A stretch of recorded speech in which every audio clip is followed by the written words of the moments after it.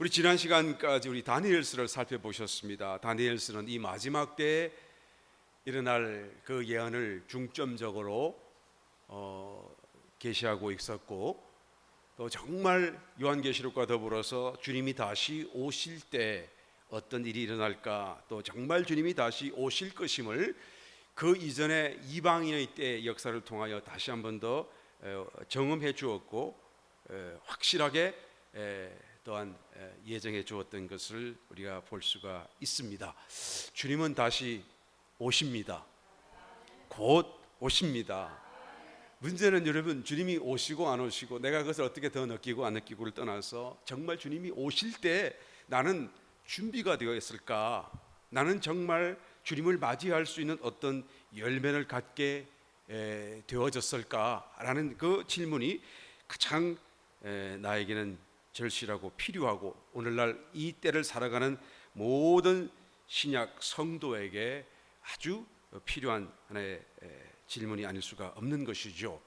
오늘 우리 다시 한번 더 다니엘서와 연결하여서 우리가 살펴보게 될 이 에스라서는 역사서, 성경에서 말하는 12권이 있죠. 역사서의 마지막 부분을 장식하고 있어요.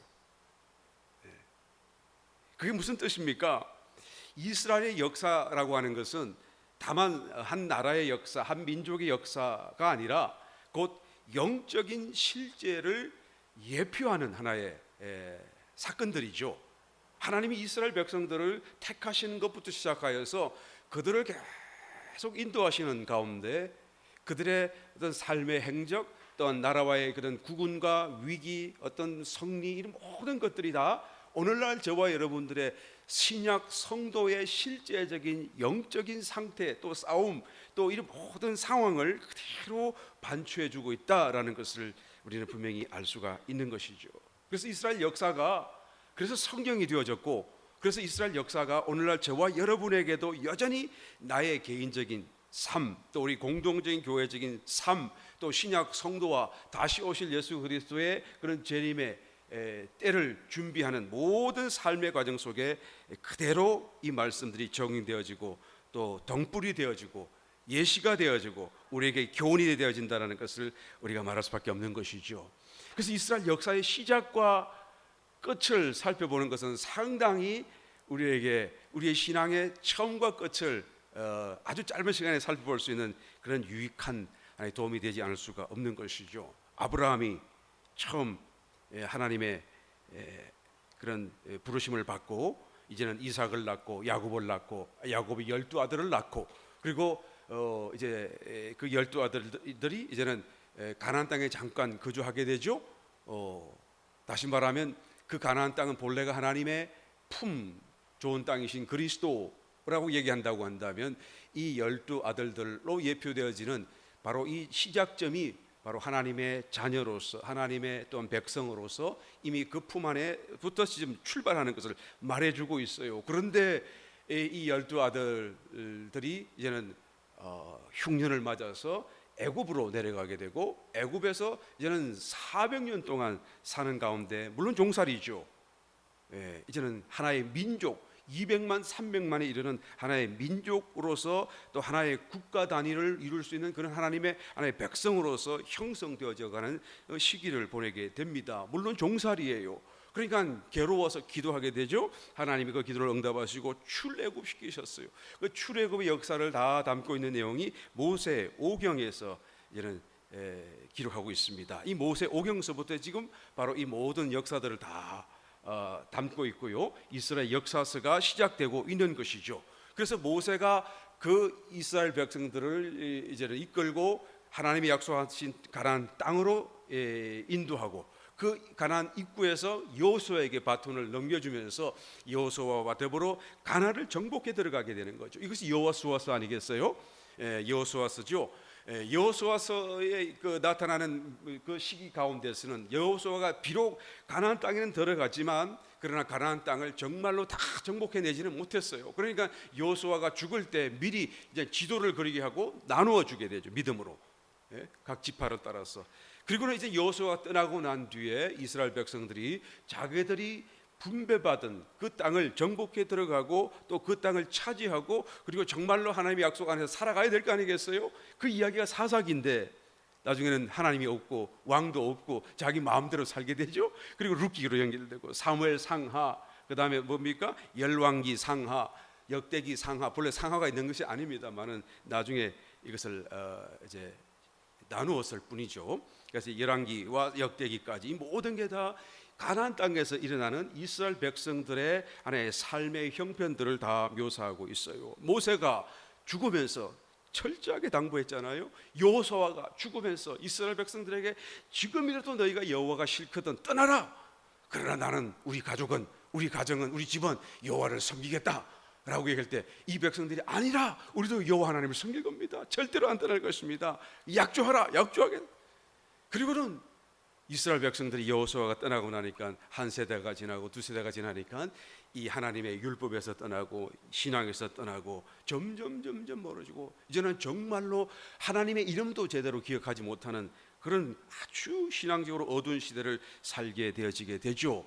그런 가운데 어쩌다가 또 괜찮은 지도자가 나타나서 신앙을 회복하려 하다가 또 넘어져서는 이제는 더 나쁜 왕이 등장을 하게 되고 더 우상 숭배로 내려가게 되고 유다 왕 그래도 하나님이 은혜 속에 약속 속에 그도 붙들고 있었습니다만은 그 중에 가장 위대한 왕이라고 할 수 있는 히스기야 왕, 물론 뭐 다윗과 그것은 솔로몬은 빼고요, 히스기야 왕 같은 최고의 왕이다라고 할 수 있는 그 왕이 등장하여서 막 신앙적으로 막 부흥하는 것 같더니 그 아들 므낫세가 또 악 중에 최악의 왕이 또 등장하잖아요. 그래서 다시 그 모든 신앙을 다 까먹고 이스라엘 백성들이 아주 멸망의 길로 치닫는 그런 하나의 이제는 업 앤 다운을 계속 하다가 결국은 어떻게 되죠? 결국은 하나님 말씀대로 살지 못하고 결국은 모세와 여호수아의 그런 하나님 말씀을 따라 유언적인 그런 하나님의 명령에도 불구하고 그들은 가나안 땅도 완전히 정복해 들어가지 못하고 하나님 말씀대로도 살지 못하고 마침내 하나님의 나라로서 축복의 요지인 가나안 땅에서 그들은 정착하는데 실패하고 하나님 나라를 이루는데 실패하게 되는 것이죠. 만약 그들이 그 가나안 땅에서 정말로 모세와 여호와의 그런 여호수아의 그런 유언을 따라서 또 하나님의 명령을 따라서 정말로 하나님의 나라를 이루었다라고 한다면 여러분 역사서가 여호수아서에서 끝나야 돼요. 왜요? 가나안 땅에 들어왔잖아요. 그리고 하나님의 나라를 이루었잖아요. 하나님의 말씀이 다 성취됐잖아요. 그런데 이스라엘 백성들이 거기서 성공하지 못하는 것입니다. 그래서 다시 역사서가 더 이후로도 이어지게 되는 것을 보게 되는 것입니다. 영적인 의미로요, 우리 예수님을 믿음으로 영접하는 순간 우리가 모든 것이 완성되고 저절로 신앙이 완성되고 저절로 우리가 워낙 성숙해져 버린다고 한다면, 그러면 여러분 예수 믿자 말자부터 이제는 하나님은 이 땅에 성도들을 단 한 명도 남겨두실 이유가 없어요. 왜? 완성됐는데요. 여러분 휴거가 왜 휴거당합니까? 이건 추수의 개념이죠. 곡물이 익느냐 익지 못하느냐 이런 개념이에요. 그래서 성숙해졌고 익었다라고 한다면 다 들림받는 것처럼 말이죠. 내가 무엇을 어떻게 하는 것이 지금 중요한 것이 아니고 내 내면이 정말로 성령으로 충만하고 익어졌는가 아닌가가 문제인 거예요. 그런데 예수님을 영접하자 말자 내가 하나님의 나라에 살고 모든 게 다 이루어졌고 완성이 되었다라고 한다면 그러면 신앙 생활이라는 것이 필요가 없어요. 바로 하나님이 바로 데려가시겠죠. 그런데 이스라엘 백성들이 이 가나안 땅에 들어갔지만 그 가나안 땅에서 정말 하나님의 나라를 만들어내지 못하고 말씀대로 살지 못하고 결국에는 업앤다운을 하다가 결국 이뤄야 될 그런 목표 지점에 이르지도 못한 채 떨어져서 우상 숭배에서 죄악 가운데서 내어 쫓기고 이방인들에 의해서 아수르에 의해서 멸망당하고 바벨론에 의해서 멸망당하고 처참한 그런 포로의 시간 70년이라고 하는 바벨론 유수의 기간을 맞이할 수밖에 없는 거예요. 그래서 완전히 가나안 땅은 예루살렘 성전과 더불어 초토화되었어요. 완전히 초토화. 하나님의 영광도 떠나가 버리시고 완전히 그냥 있었는가 할 정도로 초토화되어 버렸던 상황이 벌어지게 되죠. 그리고 바벨론에 다 붙잡혀 가서 70년을 거기서 다시 엄청난 포로 생활을 하게 되는 것입니다. 그러다가 70년 만에 하나님께서 다시 그들을 해방시켜 주시고 귀환시켜 주게 되죠. 예레미야서에서 예언해 놓았죠. 그래서 70년 딱 되는 그때에 다니엘도 기도하고 하나님께 응답되어져서 하나님의 역사하신 결과 이스라엘 백성들이 이제는 고토 예루살렘으로 돌아갈 수 있는 이 어마어마한 기적 같은 사건이 그 포로 때에 포로된 나라에서 이제는 일어나게 된 것을 보게 되는 것입니다. 바로 이 상황, 해방되어지게 되고 바벨론 포로에서 다시 고토로 예루살렘으로 또한 귀환하는 이 과정 속에 있는 그런 모든 이때는 일어난 사건, 일들, 형편들, 하나님의 말씀들, 이런 모든 것을 다 기록하고 있고 다루고 있는 것이 바로 에스라서예요. 또 연이어서 느헤미야서요 연결되어지죠. 에스라와 느헤미야. 사실 에스라와 느헤미야는 한 권의 책입니다. 사실은 히브리 원문에는 하나로 되어 있어요. 그런데 나중에 이것을 번역하면서 이것을 두 개로 나누었을 뿐이죠. 그래서 에스라는 에스라가 쓰고 느헤미야는 느헤미야가 썼다 이렇게 오해를 하는데 사실은 에스라가 이 두 개를 다 썼다라는 것이 더 정설입니다. 그래서 에스라서가 바로 앞에 1, 2 이렇게 나누어져 있는 것이고 또 연이어서 에스더서까지 이 때를 다 이제 다루고 있는 역사서의 마지막 부분인 것이죠.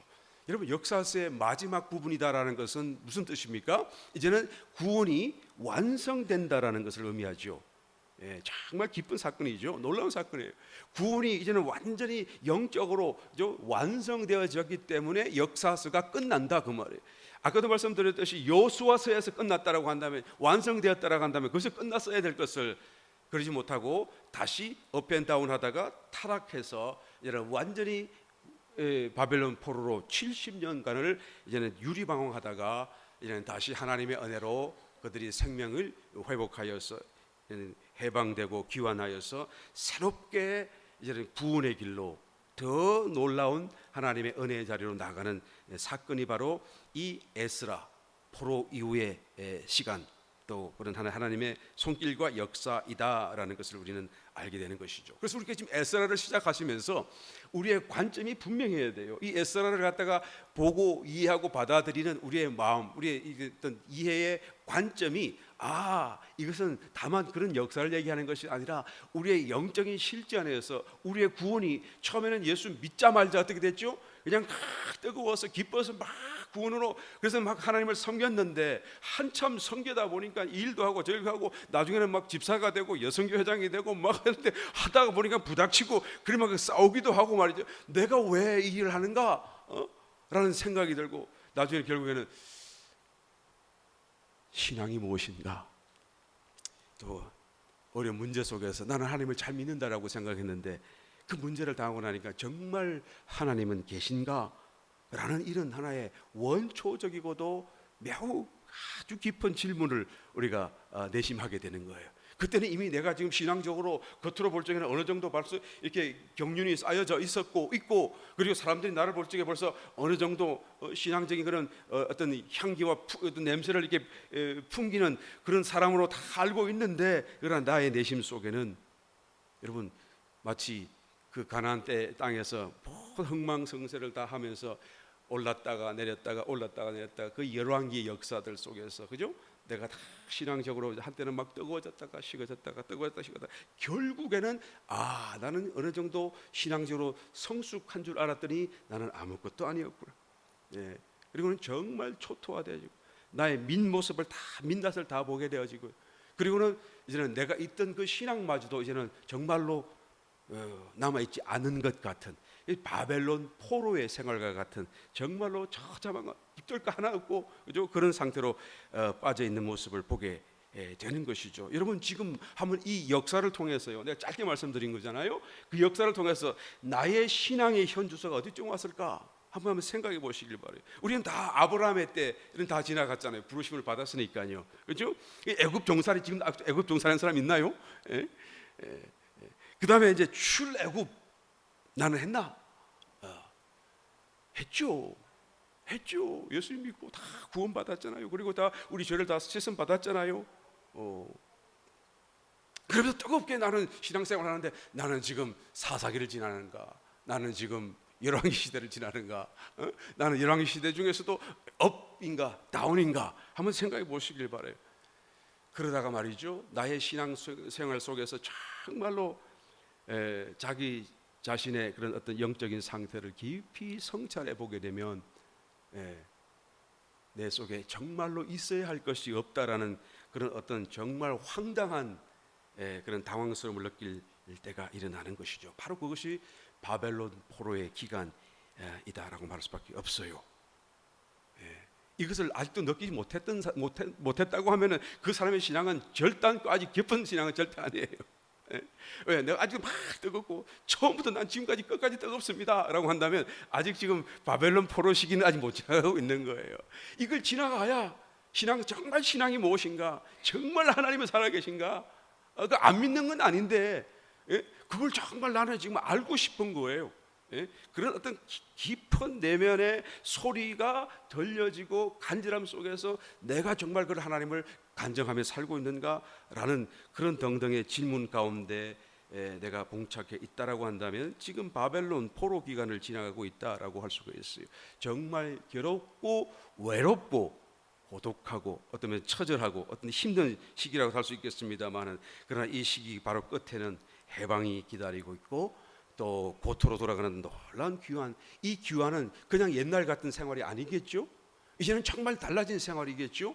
뭔가 성전을 지어도 다른 마음이겠고, 뭔가 하나님을 예배해도 다른 마음이겠고, 그죠?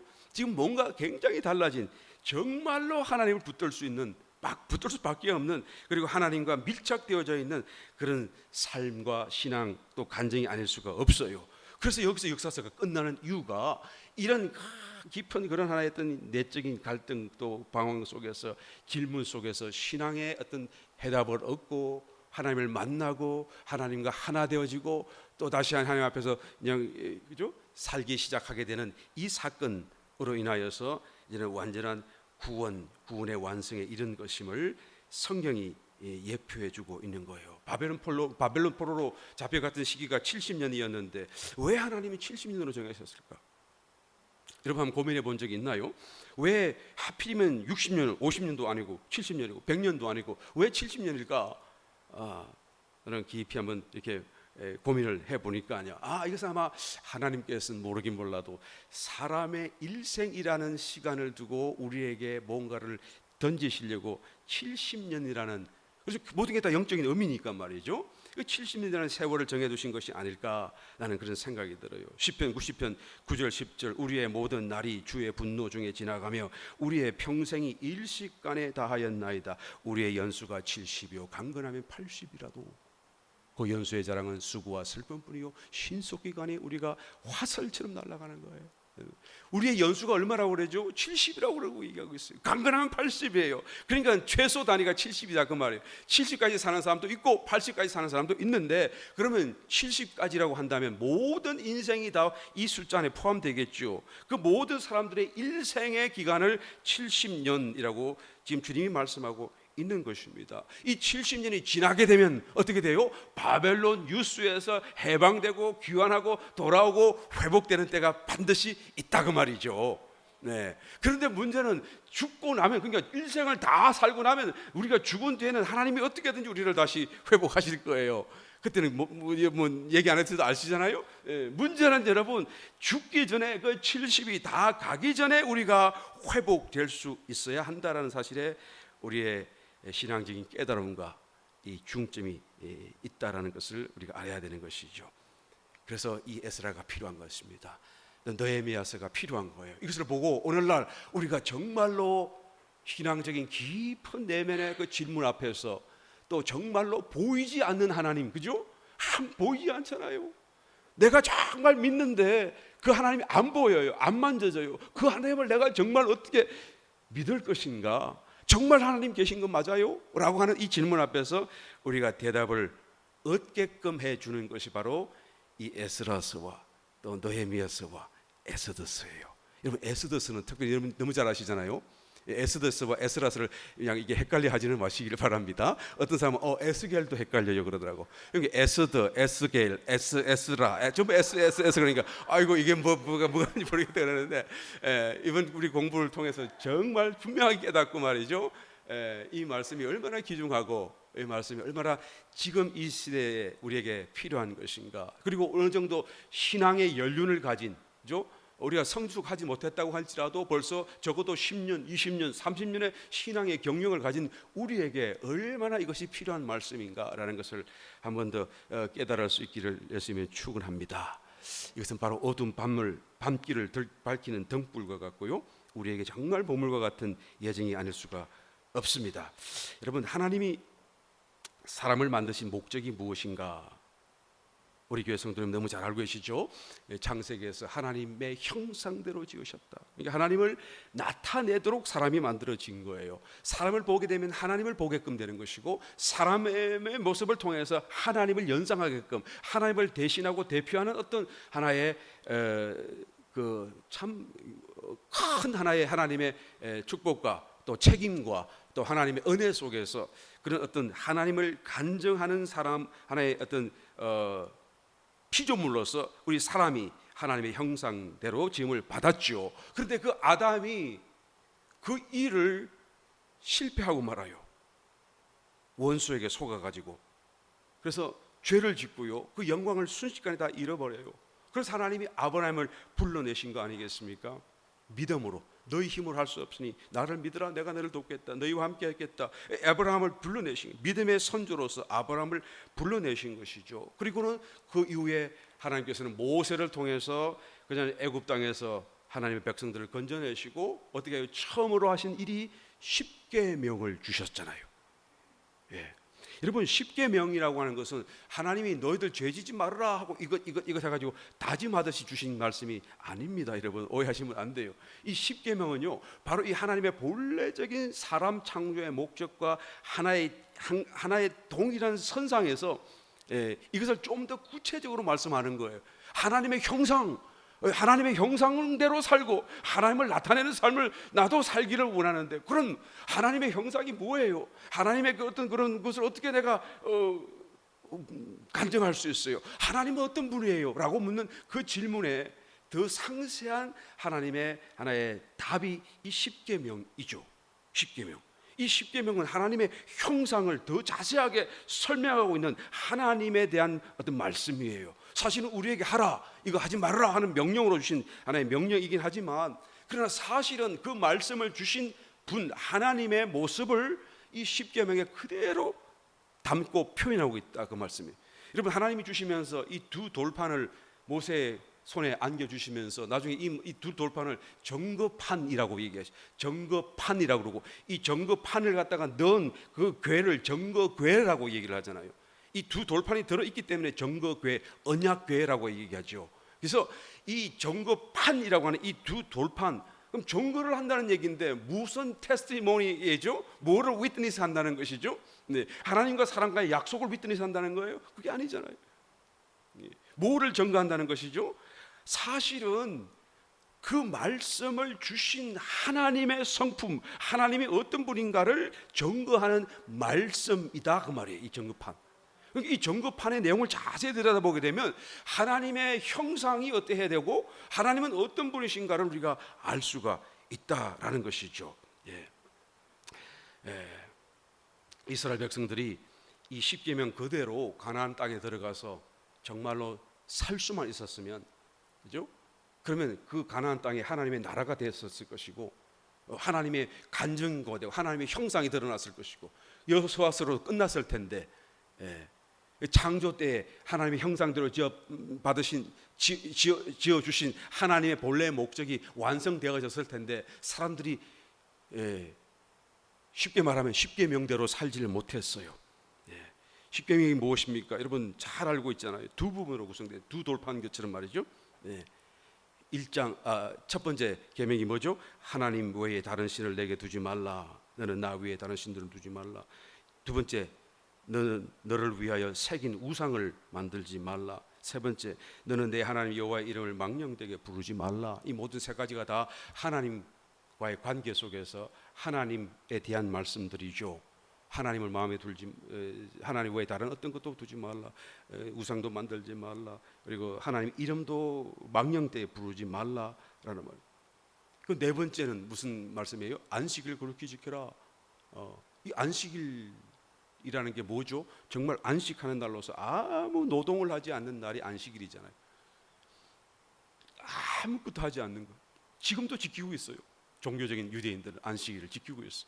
엘리베이터의 보탄도 안 누르고 있다. 안식일 날에는 아무 일도 하면 안 되니까. 그러니까 안식일 되기 전에 벌써 안식일 날 요리도 하면 안 되니까 먹을 거 다 만들어 놓고 안식일 날에는 그냥 꺼집어내서 먹기만 하는 그런 날로 정말로 완전한 안식, 철저하게 안식을 누리는 날이 안식일이에요. 하나님의 명령이기도 하고요. 이 안식을 한다는 그 의미가 뭐죠? 내 자신을 쓰지 말라 그 말이에요. 내 힘을 쓰지 말고 나를 드러내지 말라 그 말이에요.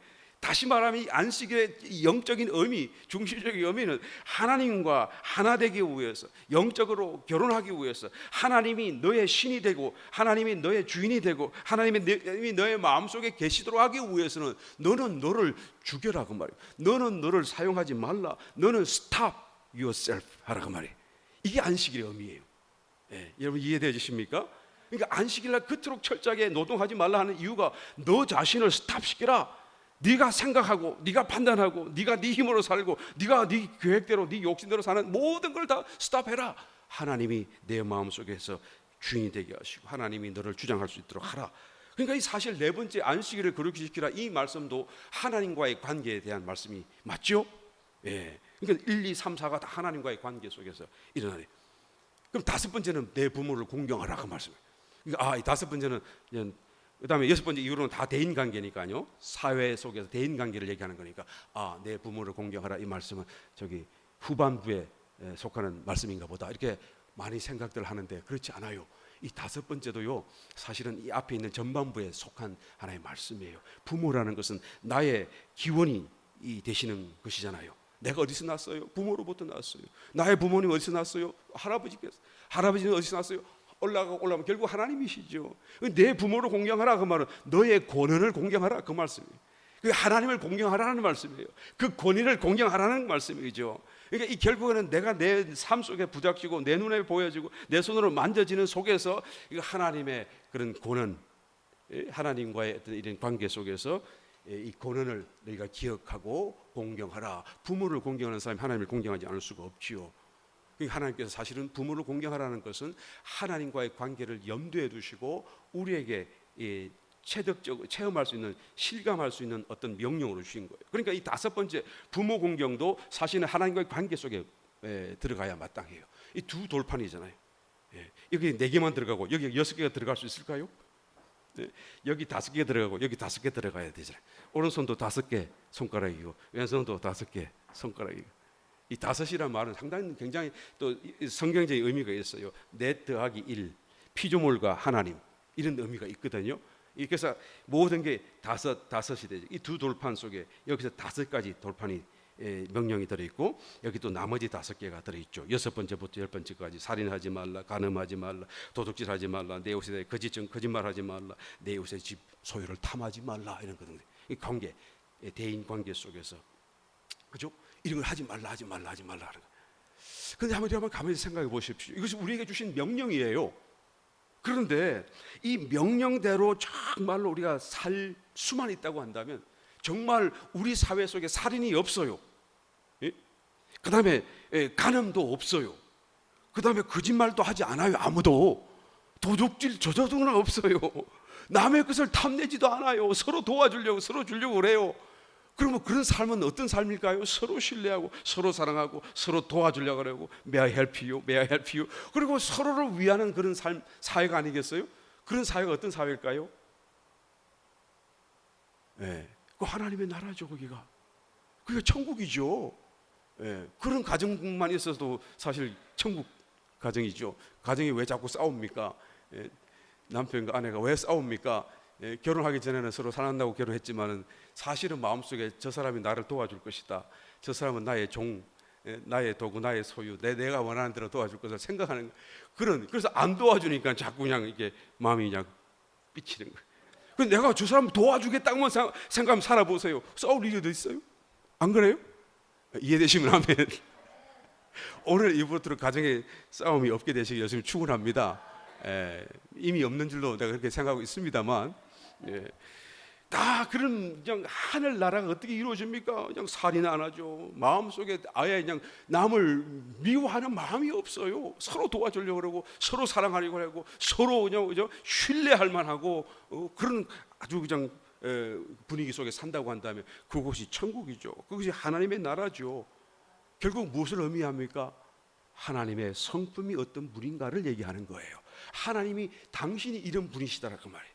하나님이 사랑하시는 분이고 하나님은 그렇게 악한 생각과 죄된 생각을 하실 수가 없는 분이고 하나님을 신뢰하시면 너무 순전하신 분이고 다 우리에게 좋은 생각만 가지신 분이다라는 것을 이 십계명 속에 말씀하고 있는 거예요.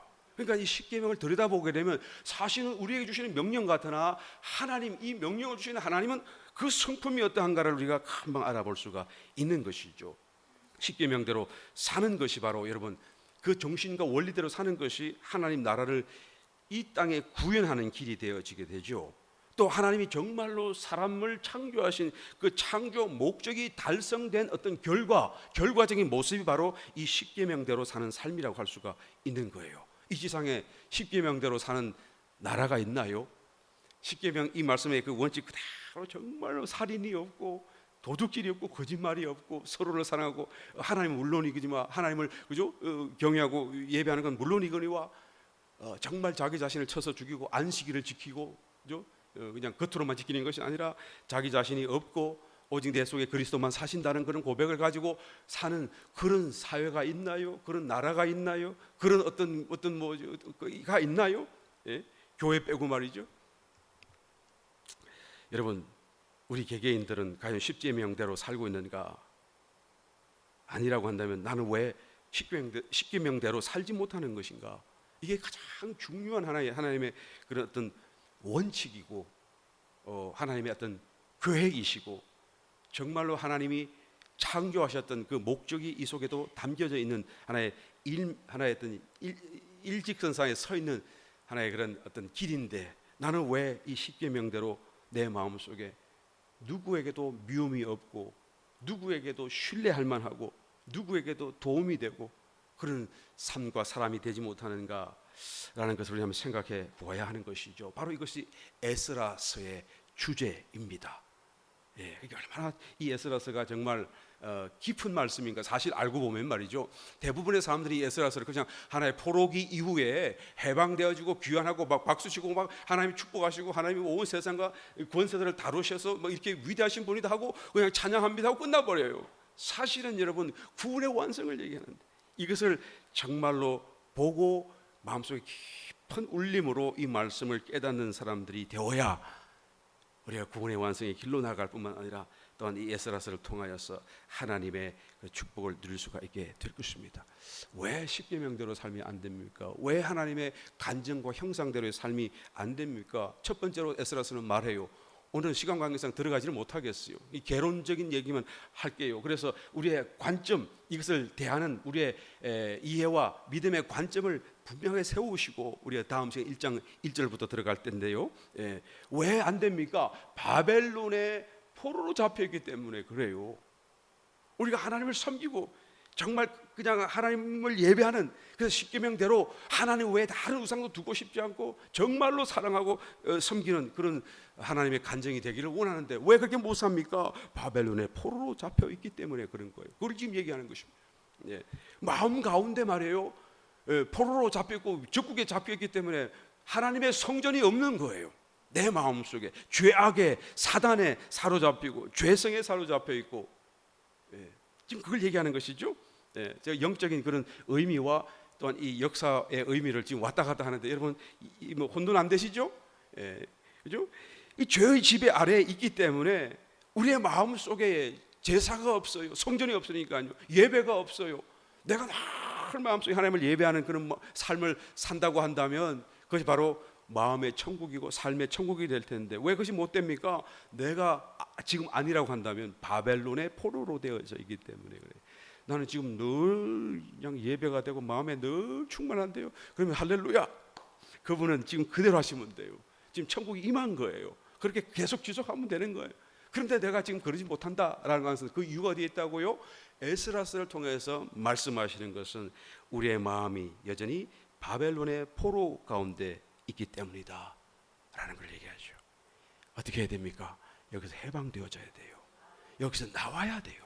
그리고 가나안 땅으로 가야 되는 것이, 가나안 땅으로 가야만 우리가 정말로 이 하나님의 창조 목적과 또 하나님의 진정한 구원의 길로 나아가게 되는 거예요. 우리가 예수 믿고 하나님 백성 되어졌고 하나님이 내 이름을 기억한다는 것으로만 충분하지 않다라는 것을 우리는 알아야 되는 것이죠. 여러분, 그러면 가나안으로 귀환한다는 것은 실제로 무엇을 의미할까요? 또 가나안 땅으로 귀환해서는 무엇을 해야 하는 것입니까? 무엇이 최우선이고 무엇이 가장 또 중요한 것입니까? 우리가 영적으로 가나안 땅에 가고 또 영적으로 귀환하고 우리가 어떻게 하는 것입니까? 무엇을 해야 되는 것입니까? 바로 그것이 지금 느헤미야서를 포함해서 이 에스라서가 이런 관점에서 에스더서도 포함하여서 우리에게 해답을 제시해주고 있어요. 바벨론 포로에서 해방되고 가나안으로 귀환한다는 것은 우리가 처음 예수를 믿고 영접하고 받은 그 은혜에서 좌절하고 정말로 내 힘으로 주님을 섬길 수 있다고 생각했던 것이 실패로 돌아간 것을 깨닫고 나는 여전히 죄의 종살이구나 하는 것을 내가 알고 이 죄를 나는 정말 어떻게 이길 것인가. 로마서 7장 사도 바울의 그런 고민처럼 말이에요. 오라 나는 공고한 사람이로다. 내 마음의 법으로는 하나님을 섬기기를 원하지만 또 다른 한 법이 내 마음속에서 나를 사로잡아 오는도다. 그죠? 이런 마음의 어떤 어떤 고민과 고통을 느끼는 그 사람에게 이제는 하나님께서 에스라서를 통해서 말씀하시는 거예요. 거기서 나와라. 어떻게 나옵니까? 그럼 나온 뒤에는 어떻게 가는 것이고 어떻게 하는 것입니까? 사실은 이때 받는 은혜는 두 번째 은혜라고 할 수 있겠죠. 정말로 깊은 은혜로 나아가는 하나의 시점이 되는 것이고 또 하나님의 그 구원을 완성하는 정말로 놀라운 은혜의 어떤 시점이 되어진다라는 것을 보게 되는 것입니다. 그래서 결론부터 쉽게 말씀을 우리가 먼저 성급하게 말씀을 드리자고 치면 영적인 실제 안에서 가나안 땅으로 간다는 것은 좋은 땅이신 그리스도 안으로 가는 것이죠. 그리스도 안으로 들어가는 거예요. 이 말씀을 계속 나눌 것입니다. 이 에스라서를 통해서 그 역사를 통해서요. 하나님 하시는 말씀을 통해서요. 그리스도 안에 들어간다는 게 뭡니까? 다른 말로 하자면 그리스도로 인해서 내가 기뻐요. 그리스도 때문에 뭔가 자꾸 소망이 막 일어나요. 환경은 전혀 그렇지 못한데 그런데 이상하게 자꾸 그리스도 때문에 내 마음에 그리스도 때문에 자꾸 내 마음에 소망이 일어납니다. 기쁨이 일어나요. 평안이 일어나고 사랑이 자꾸 이렇게 물씬 막 일어나는 이런 것이 나에게 있다고 한다면 그 사람은 지금 그리스도 안에 있는 것이고 정말로 그 기쁨의 주체이신 그리스도를 인조이 하고 있는 거예요. 그리스도를 누리고 있는 것이다. 그리스도를 내가 지금 맛보고 있는 것이다. 그리스도와 내가 접촉되어지고 있는 것이다. 그래서 나도 모르게 그리스도의 그 기쁨이 나의 기쁨이 되어져 있고 그리스도가 주시는 그 소망이 나의 소망이 되어져 있고 그래서 자꾸 그리스도를 내가 자꾸 교통 속에서 누리고 있다가 보니까 그것이 바로 이제는 나에게 완전한 해방과 귀환과 가나안 땅에서의 이런 놀라운 체험과 축복이 되어지더라라는 것이죠. 여러분, 에스라서는 이런 내용을 이제는 짧지만 10장밖에까지 안 돼요. 그런데 짧지만 그래서 아주 심도 있게 아주 핵심적으로 다뤄주고 있습니다.